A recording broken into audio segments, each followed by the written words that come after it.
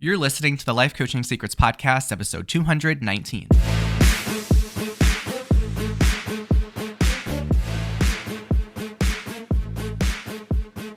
Did you know that life coaches are needed now more than ever? I'm Frank Macri, founder of Thriving Coach Academy. I've trained over 1,000 coaches and helped them launch their own successful coaching businesses. If you want to make an incredible income and impact as a coach and have a lot of fun doing it, I'll show you exactly how to get it done. This is Life Coaching Secrets. What's up, coaches? In this episode, I'm sharing the 3 biggest mindset traps that are keeping you stuck, and they are certainly keeping your clients stuck as well. I'm really eager to dive into this. This is going to blow your mind. Before I get into the topic, I just want to give a quick life update. I recently got back from a 2-week trip to Greece with my fiance, and oh my gosh, we had the best time. We landed in Athens, spent a couple of nights there, went up to the Acropolis and the Parthenon. Then we took a plane over to this tiny island called Naxos, which was incredible. And we rented a car while we were in Naxos and explored some of the tiny villages in the center of the island. We did this beautiful hike up to the top that overlooked all of the Cyclades, and it was just stunning. Then we took a little ferry ride over to Santorini, spent a few nights there. We were in this gorgeous resort, and our room had a private infinity pool that overlooked the island, which was just absolutely insane. And then we finished the trip on another island called Crete, which is one of the largest, I believe, of all the Greek islands, and also blown away by Crete. Every island that we went to was so distinct and special, and I have to say that my favorite part of the trip was probably the food. I was so loving the food. I think Greek food is now my all-time favorite. So you must go to Greece if you have the opportunity to at some point in your life. It really was a special trip. And unfortunately, once I got back home, I got sick and lost my voice for a few days. So now that my voice is back, I'm in the studio and I am just so eager to get some episodes out to you this summer. And my goal this summer, for the rest of the summer, is to completely spoil you with incredible episodes that are really going to help you take your coaching to the next level. Okay, does that sound fair? So let's get into it. So I want to talk about the big 3 mindset traps that keep people stuck.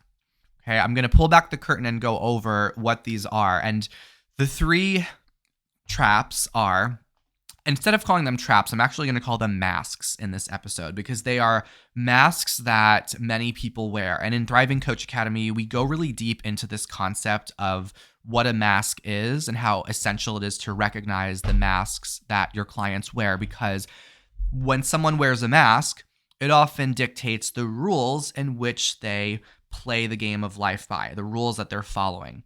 Okay, so if you're wondering what a mask is, I'll also define that. So a mask is a false identity that someone adopts to protect themselves from a perceived threat, such as judgment, failure, or rejection. Okay, so it is a psychological defense mechanism that is rooted in fear. And it often comes from past experiences, but also cultural conditioning, or just early messaging about what's acceptable, what makes you lovable, and what makes one, quote, successful. So we all wear one or a whole collection of masks because we're trying to avoid this judgment from others. And it's our job as coaches to help our clients recognize what their masks are, so that way we can help them remove those masks so they can show up to their life from a place of authenticity and also alignment. Now, our masks do serve a purpose, okay? They are not inherently bad. The purpose they serve is to help us fit in, to help us feel safe, and to help you avoid discomfort. But over time, they will also disconnect you from your true self. So instead of expressing who you actually are, you end up performing who you think you need to be in order to fit in. Okay, so this might look like overachieving to gain approval, or people-pleasing to avoid conflict, or perfectionism to avoid being found out or exposed. So we need to help our clients recognize what their masks are and gently remove those masks so they can show up to their lives authentically. So the three masks that I'm going to go over in this episode are the overachieving mask, the perfectionist mask, and also the people-pleasing mask. And the reason I chose these three is because these are the three most common masks that you're probably going to recognize with your clients. The other reason I chose these three is because these are the three masks that we also see in coaches as they are putting themselves out there and growing their businesses. You'll probably notice a collection of these three. For some people, it might lean more towards one mask than another. Okay, so I'm going to go into what each of these masks are and also give you some powerful coaching questions that you can reflect on and ask your clients as well to start putting that mask down so it doesn't hold them back anymore. Now, again, remember, masks determine what our rules are. So it's so important we actually know what the mask is, because then it also helps us really understand what rules our clients are living their lives by. So let's start out with the overachieving mask. What does it mean to overachieve? So overachieving is having a relentless drive to go above and beyond in everything, often at the expense of your well-being. And if you are an overachiever, you likely tie your self-worth to accomplishments, and you're constantly setting a higher standard for yourself, and you're setting higher and higher goals. So does this sound familiar to you? Do you know anybody who might have the overachieving mask? Okay, I am definitely guilty of this myself in many chapters of my life, and it's something that I'm still working through, is to putting down this mask. So the purpose of this mask is it allows you to feel worthy through your accomplishments. But like all masks, they are rooted in fear. Okay, the main fear with the overachieving mask is, if I stop achieving, I'm going to lose value and I'm going to fall behind. Okay, this is the main fear that one with the overachieving mask will have. And the breakthrough for someone who has an overachieving mask is redefining their worth and success beyond their productivity. Okay, not measuring their worth and success on how much they're able to produce and do. So an overachiever might have various rules that they live by, such as, I need to do more to be successful. Or if I slow down, I'm going to fall behind. Or I'll rest once I've accomplished everything else. Or I have to work harder than everyone else in order to succeed. Or they might think, I haven't done enough yet to celebrate. Okay, these are really common rules that someone with that overachieving mask is going to have. And the typical signs that someone has the overachieving mask and how it holds them back, number one is having chronic burnout. So overachievers live in a constant state of doing. They rarely take time to rest. They ignore their body's need for recovery, which leads them to often feel exhausted. Sometimes it might show up in the form of physical illness or even resentment towards their work. It also causes one to never feel good enough, because no matter how much they accomplish, they just never feel like they're enough. So they're creating this moving finish line that's robbing them of having any type of satisfaction or peace in their life. One of the other ways it could hold people back is disconnecting them from their desire. So they will often pursue goals that look impressive, maybe to others, but they don't actually fulfill them, because their motivation is that external validation rather that inner alignment. Okay, and this creates an unsustainable success. So the results are being built on hustle and sacrifice, not neglecting joy and freedom. Okay, that's being left out. Okay, and eventually things just will collapse under all of that pressure. And when someone has the overachieving mask as well, there's this inability to celebrate wins. So even when they achieve some big goal, they quickly move on to the next goal without acknowledging their success. Now, I am very guilty of this showing up for me. Even though I've spent years doing the work on this, I noticed that when I was writing my book last year into this year, that my overachieving mask was showing up. Because as I was writing the book, I thought, you know what? I think I should write another book. And before I knew it, there were two other books that I was trying to simultaneously write with my original book. And eventually I said, okay, I need to stop. I need to focus on this one book and really give that book time to breathe when it's out into the world, and rest and celebrate that for what it is. And remember when I finally launched the book, which, by the way, the book's called The Thriving Coach. It's available now on all major platforms. Go check it out, The Thriving Coach. When it was released, and thank you to all of you who have already purchased it, and I love the feedback on how much you've enjoyed it. But when I released it, I noticed that the overachieving part of me was like, okay, so what's the next thing? And I had to have a conversation with myself and give myself permission to just celebrate this big accomplishment and not immediately move on to something else. I know that I'm always going to want to grow and achieve. That's a part of me that I appreciate, but it's also nice to balance that out with just enjoying the wins as I progress through life. So here are some ways that you can help overcome that overachieving mask. Number one is to redefine success beyond hustle. So instead of measuring your success by how much you do, measure it by how aligned you are with your values, how aligned your actions and goals are with your own values. Okay, so success isn't about just doing more for the sake of doing more. It's about doing what actually matters, right? And your worth is not defined by your productivity. So instead of thinking success is just by doing more, what about doing something for the fun of it, not for any particular outcome? Okay, like I remember especially when this mask started for me, which was when I was in grade school, because I had a lot of insecurity and I was not confident. So I started to wear this overachieving mask because I thought, oh, this is how I'm going to prove myself to others. So I would just overachieve to prove myself. But it's really awesome to not feel that anymore. Like a few years ago, I started to take on other pursuits just for the sake of them and enjoying them for myself. Like I started to learn piano and I started to get back into tennis.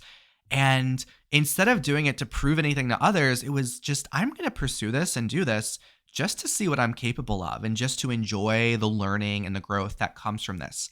And it's been an entirely different experience from how I used to experience setting goals in the past. Okay, it's also helpful to remember you have nothing to prove, right? You have nothing to prove to anybody. So what if you just saw your goals as an opportunity to express yourself, to see what you're capable of, but not you needing to prove anything to other people? So instead of measuring your worth by how much you're putting out in the world, you can measure it based on how aligned you are and what you're doing is to your values. So ask yourself a question like, is this truly important to me? Or am I doing this to prove something to others? Another way to overcome the overachieving mask is to schedule time for rest. Okay, don't make it something that's a reward. Make it part of your actual strategy for any goals that you have. Like any battery requires time to recharge.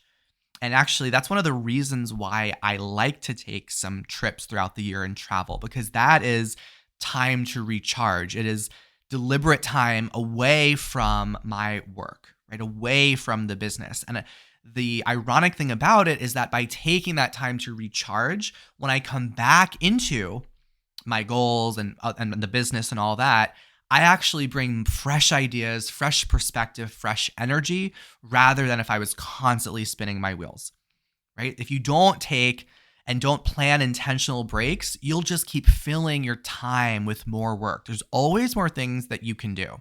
So see rest as part of your strategy rather than it be a reward. It might be a challenge for you or your clients to block off time in your calendar for nothing, for nothing at all, nothing that you have to do. Right? And release any guilt that you might also feel when you do take rest. Because if you are resting, but the whole time that you're vacationing, relaxing, resting, you're feeling guilty, then that's not really rest. Okay? And this is not about stopping your ambitious part of you altogether. It's just balancing it out by scheduling in breaks and rest and knowing that that actually allows you to hit the goals that you want to hit. Okay? So schedule time for rest like it's actually a part of your overall strategy in life. Right? Recharging, it is not laziness. It's actually leverage. It's leverage for you to show up fuller. And then finally, celebrating the small wins, celebrating your progress. So don't chase the carrot on a stick and continually extend your goal post. Actually celebrate your progress. Don't just wait until there's a particular outcome to celebrate it. And we incorporate a lot of this into our training in the academy when our coaches are hitting their milestones. Every single week we start out our calls with our coaches and our students sharing what their wins are. And we remind our students, we want you to share not just big wins, but also small wins in your life. And at first, some of our coaches hesitate to really recognize that because that overachieving part of them is calling the shots. But when you actually put that aside, that's when you can realize all of those little ways that you've moved forward. You can actually acknowledge how far you've come. And if you're in our program right now and listening to this, I want you to actually reflect on this right now. Right? What is something you can acknowledge about your progress? Progress deserves celebration. Okay? Progress also deserves celebration, not just the outcome. So if you have those rules, if you think I need to do more to be successful, remember, you don't have to do more. You don't have to do more to be enough. You don't have to do more to be enough. If you think that that if you slow down, you're going to fall behind, remember, success is about alignment, not exhaustion. Right? Rest is a strategy, not a reward. If you think that you have to work harder than everyone else to succeed, this is not true, right? Choose sustainable success over burnout. Sustainable success. Let that be your strategy. And if you're thinking, I haven't really done enough yet to earn my celebration, what if instead you tried on the rule that you can allow yourself to celebrate how far you've already come, right? You can celebrate as you go. So I want to leave you with some questions as well before I go into the next mask. So some questions to think about is, firstly, what are you chasing and why? Right? Are you pursuing goals that truly fulfill you, or are they just based on getting validation from others? Right? Is the life that you're building actually the one that you want, or is it one that impresses others? Sometimes it's reflecting on these questions that make someone realize, oh my gosh, I've been climbing this career path and going up this corporate ladder just to impress other people, but it's not even the work that really fulfills me. Right? It's not even what I want to do.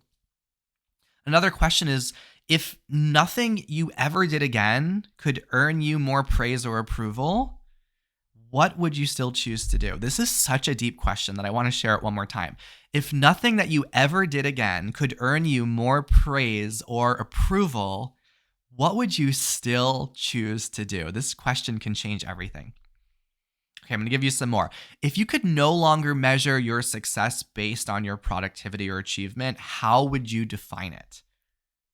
Right? What would a fulfilling life look like without you tying your worth to your output, to your productivity? How do you want to define success again? Maybe you want to define it by how aligned you are with it, how closely your goals align with your values and the truth of who you are. Some other questions to consider are, what would happen if you actually slowed down? So what would you have to feel if you stopped constantly striving? Like, think about, what feeling are you possibly avoiding? What would you actually have to feel if you stopped constantly striving? And what are you afraid of losing if you took a break or worked at a more sustainable pace? What are you afraid that you're actually going to lose? What's the worst thing that would happen if you just allowed yourself to be still? These are the fears that you want to face head on, and also invite your clients to face as well. And then lastly, what's something that you've already accomplished that you haven't fully celebrated, right? What's something that you've already accomplished, but you haven't fully celebrated? And it might even be worth thinking about, who are you beyond your accomplishments? If you just took away all your titles, your roles, your achievements, what's left? Who are you without your accomplishments? All right, so that's what I got for overachieving. Let's talk about perfectionism. Perfectionism is the belief that everything has to be flawless before you can take action on it. Okay, so perfectionists are afraid of making mistakes or being seen as anything less than exceptional. And I am raising my hand because I am also guilty of wearing this mask throughout my life. So the purpose of this, just like all masks, it's to avoid judgment. That's the purpose of the masks, avoiding judgment and rejection of others. The root fear of perfectionism is, if I make a mistake or show my flaws, then I'll be unworthy. So this is a bit different from overachieving. Sometimes coaches confuse the two. Overachieving is, I need to do more, do more, do more. Perfectionism is, it has to be perfect, right? There cannot be any flaws in me or in what I'm doing. So the breakthrough for the perfectionist is realizing that you can be imperfect, and imperfection is actually a path to growth and fulfillment. So it's about embracing imperfect action. When you are having the perfectionist mask, this leads you to procrastinate, okay? A lot of paralysis by analysis. So if you notice you are procrastinating on goals, or your clients are, it could likely be because you are wearing the perfectionist mask. You're waiting until you feel ready before you do something, launch something, share something, or take any kind of meaningful action. Okay, perfectionism also keeps people from being visible, from being seen. So you'll avoid putting yourself out there because you're afraid of how others might criticize you, or they might see you as being imperfect. I know at times in the past, I've had this fear come up, sometimes around social media, where I think, oh, wait, I can't post that because I didn't articulate that perfectly, or I didn't exactly like my outfit, so I got to change my outfit and do the whole thing over again.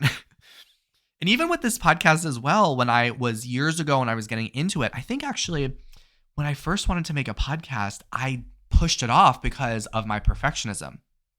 And now I've embraced it so much where I could listen over to episodes that I've done and like, oh, you know what? I could have said that better. Or, I didn't articulate that as well as I wanted to. I could have reworded that, or I totally mispronounced that word. But I just laugh at it and I just keep sharing, right? I've done a lot of work on myself and rewritten a lot of the perfectionist rules to actually put down that mask. And the unfortunate thing is when you live at the effect of your perfectionist mask, you also miss out on opportunities, right? While other people out there are taking messy action and learning, perfectionists are staying stuck. They're preparing, they're tweaking, they're constantly second guessing themselves, and that will cause you to really fall behind in life. Okay. Sometimes coaches will experience this and they'll disguise their procrastination as preparation, right? Oh, I'm just refining my niche. I'm just tweaking my offer. I'm just editing my website. And it's this constant refining, tweaking, adjusting, which is keeping them from actually putting themselves out there and coaching others. So sometimes procrastination shows up in a very disguised way. So how do we overcome this? Well, number one is you must take imperfect action. I like to say go for B minus. So if you've been the person that always likes to go for A plus and 100% imperfect, you must go for B minus. You must unlearn everything you learned in school where we're taught, okay, the higher the grade, the better it is. You actually want to go for B minus. So challenge yourself to take action, to share, to be visible, even when you don't feel ready. Right? You must realize you can always refine as you go, but you can't improve what you don't start. I'll say that again. You can always refine as you go, but you can't improve what you don't start. And done is always going to be better than perfect. Okay? Progress only happens when you get that real world feedback. So challenge yourself to release something. Maybe it's a post or an offer or an idea. Challenge yourself to go after that thing and learn by doing, instead of thinking that you have to learn everything in the beginning, because really you can only learn so much until you actually put yourself out there and do the thing. Okay, another way to overcome perfectionism, and I really love this idea, is to give yourself a no matter what deadline.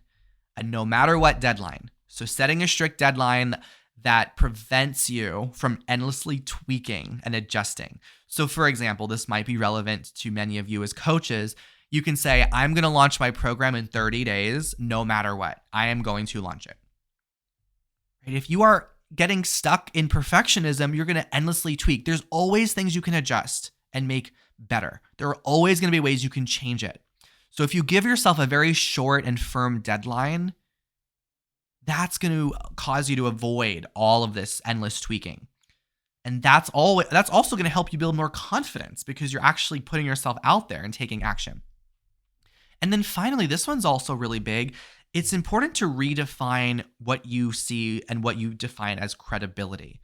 So people connect with realness, not perfection. I cannot emphasize this enough. People connect with realness, not perfection. So your imperfections make you human and they make you relatable. If you make mistakes, it's not going to kill your credibility. It's actually going to build it, especially when you handle any mistakes with grace. So I'm going to give you some questions to address your perfectionism head on and also share with your clients. One, what are you postponing in your life in the name of perfection? Think about that. What's something that you've been waiting to be perfect before starting or doing or launching? Second, what is the worst thing that could happen if you put something out there before it's ready? What's the worst thing that happens? Somebody judges you, someone criticizes you. Life goes on, right? There's always going to be people that have judgments of you. That's unavoidable. So you might as well show up anyway. Next, whose standards are you trying to meet? This is really big. Whose standards are you trying to meet? And have you ever questioned if those standards are actually valid? Sometimes we're trying to meet the standard that someone else set for us, and we have to take that power back. Also, who decides what perfect even looks like? And does that even make sense, right? Who's defining what's perfect? So think about, how can you practice imperfect action today? What would that really look like? What if messing up was the only way forward, right? How would you change your approach if that was the only option? The only option was to mess up. So if you had to launch something, post something, share something tomorrow with no more edits, what would that look like? So instead of thinking thoughts like, it's not ready, so I need more time, what if you tried on the thought, done is better than perfect? Or instead of thinking, I need to know everything before I can start, you realize that imperfect action actually builds your confidence, not overthinking. Right? Real impact comes from you showing up, not polishing endlessly. Or if you think, I need to get this just right for me to just take action on it. What if you can share something today and you can evolve without perfection being required? This is a really great mindset to have as well when it comes to marketing yourself as a coach, realizing that what you share today can evolve, right? You can evolve. You don't have to be this perfect version of yourself before you can start sharing your thoughts and ideas with the world. And this is something that I had to realize as well. I thought, oh, maybe if I read a few more books, then I'll be able to start sharing my ideas with others. There's so many more, there's endless number of books to read. There's endless knowledge to consume. Eventually, you've got to realize I've got to share with what I have now, and I can still evolve and learn as I go. And if you think that people only trust perfect experts, remember, people connect with authenticity, not flawlessness. Connection matters more than anything. And I can't tell you how many times it's happened where even before I was training coaches, a lot of potential clients would hire me and they would say, the reason I hired you is because just you were you. Like, you allowed yourself to be imperfect. I was able to connect with the real you, and that is what attracted me to hire you. This is also the reason that people are going to hire you to be their coach as well. They're going to hire you because of your authenticity, not because you're this form of perfectionism. You're trying to present some kind of perfectionism. Okay. You're not going to lose credibility by making a mistake. You can trust yourself to refine as you go rather than waiting to forever to start something. All right, so let's finish out with one more mask, and this is people pleasing. And I did make a podcast episode at one point where I really talked more about people pleasing, but I'll go over it a little bit in this right now. People pleasing is when you prioritize others' happiness over your own needs. Okay, so people pleasers often struggle with setting boundaries because the biggest fear is that they're going to upset and disappoint others, and they worry that they'll be rejected or abandoned and left behind. So they wear the people-pleasing mask to gain people's approval and avoid conflict and keep connection with others. Now, the breakthrough for ones that have the people-pleasing mask is to claim their self-respect, reclaim it, and set boundaries. Okay, because if you are wearing the people-pleasing mask, you're probably not having boundaries and you struggle to say no. This causes you to have resentment in your relationships, especially with family, with friends, with colleagues, with significant others. People pleasers often overgive, so they don't value their own time, and this causes them to be drained emotionally, sometimes also financially as well, overgiving to others.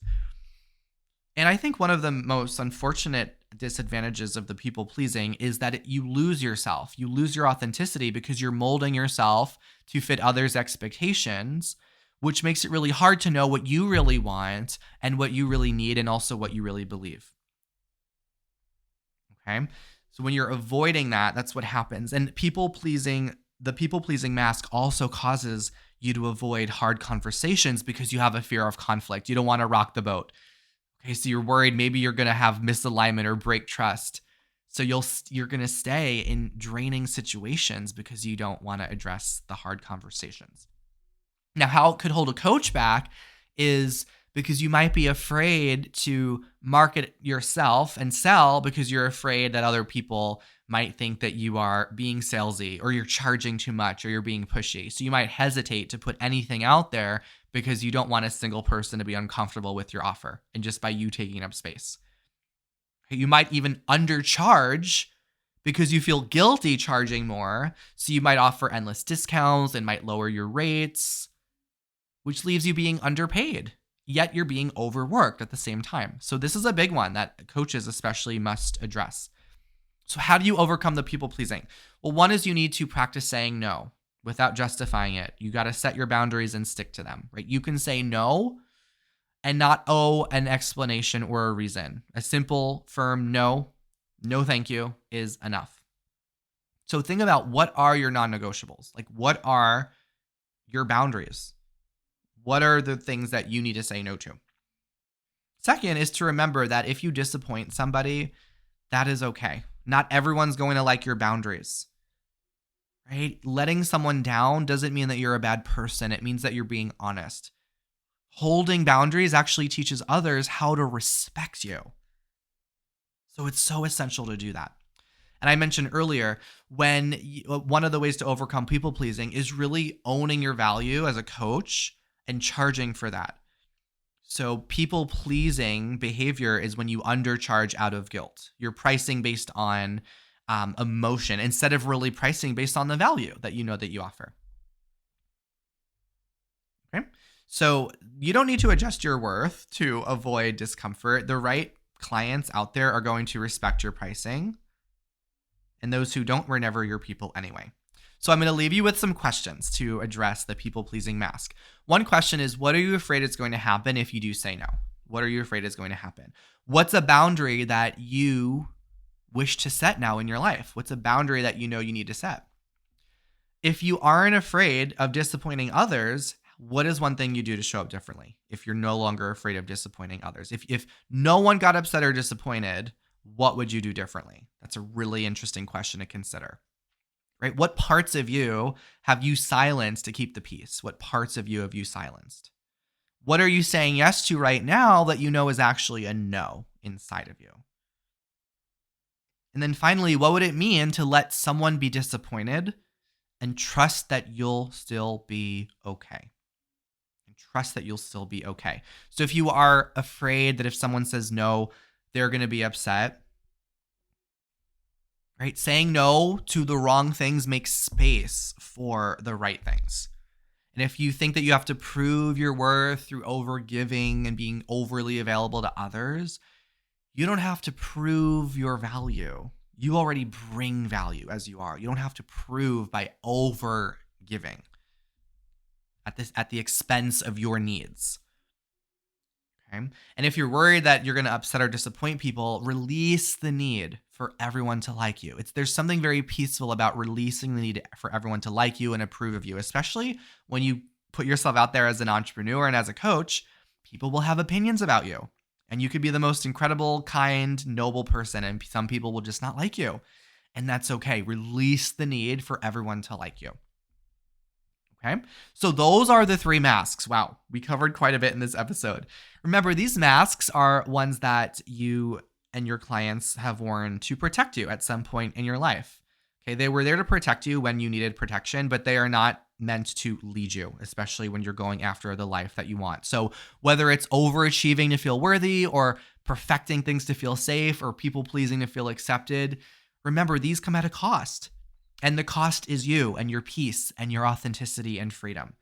So if any part of today's episode resonated with you, let that be a signal. Not to judge yourself for having them ask, but to just get curious with yourself, to ask, what am I hiding or what am I chasing? Who might I become if I finally take this mask off? You don't need to do more. You don't need to be more. And you don't need to prove more to be valuable because you already are. Okay. So keep on doing the work on yourself. Remember, you are your first client. And as always, if you've enjoyed this episode, please do leave us a 5-star review. I love reading your reviews on the podcast and appreciate those that have left those amazing reviews. And if you are interested in joining us in Thriving Coach Academy, our newest cohort is starting in just a few days. So head over to thrivingcoachacademy.com if you're not already in our coach training program. You're going to love it. It will change your life. It will be the best investment you make in yourself. So hop over to our website, get yourself enrolled. Thanks so much for listening to this episode, and I will see you in the next one. Hey, would you like access to powerful coaching tools you can use on yourself and clients right away? For being a listener of the podcast, I'm giving you a VIP guest pass to get a sneak peek into my coach training program. Inside, you'll learn our coaches' secret tool they use to transform their clients' lives. And you'll also get a training on how to launch a coaching business. Just head over to www.thrivingcoachacademy.com/VIP to get started. I'll see you on the inside.